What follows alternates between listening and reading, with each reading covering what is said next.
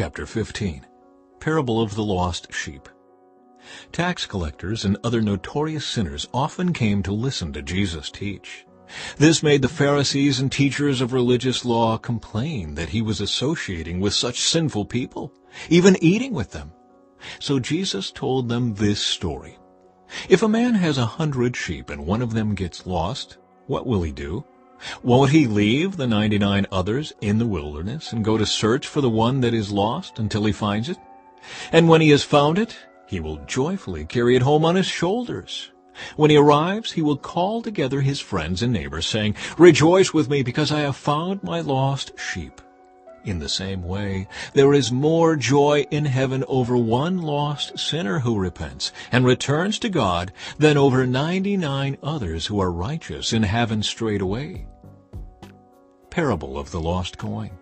Or suppose a woman has 10 silver coins and loses one. Won't she light a lamp and sweep the entire house and search carefully until she finds it?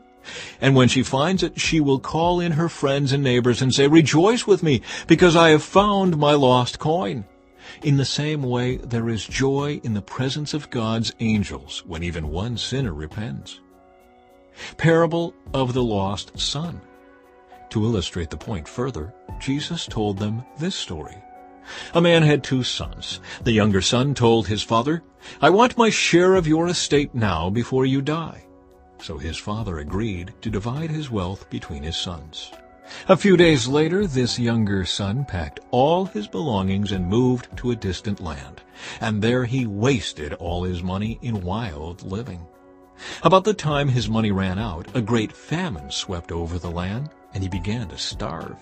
He persuaded a local farmer to hire him, and the man sent him into his fields to feed the pigs. The young man became so hungry that even the pods he was feeding the pigs looked good to him, but no one gave him anything. When he finally came to his senses, he said to himself, "At home, even the hired servants have food enough to spare, and here I am dying of hunger. I will go home to my father and say, 'Father, I have sinned against both heaven and you, and I am no longer worthy of being called your son. Please take me on as a hired servant.'" So he returned home to his father. And while he was still a long way off, his father saw him coming. Filled with love and compassion, he ran to his son, embraced him, and kissed him. His son said to him, "Father, I have sinned against both heaven and you, and I am no longer worthy of being called your son." But his father said to the servants, "Quick, bring the finest robe in the house and put it on him. Get a ring for his finger and sandals for his feet, and kill the calf we have been fattening.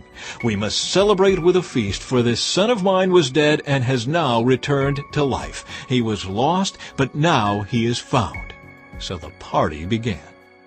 Meanwhile, the older son was in the fields working. When he returned home, he heard music and dancing in the house, and he asked one of the servants what was going on.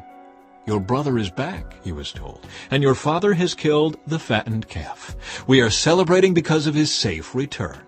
The older brother was angry and wouldn't go in. His father came out and begged him, but he replied, "All these years I've slaved for you and never once refused to do a single thing you told me to. And in all that time you never gave me even one young goat for a feast with my friends. Yet when this son of yours comes back after squandering your money on prostitutes, you celebrate by killing the fattened calf."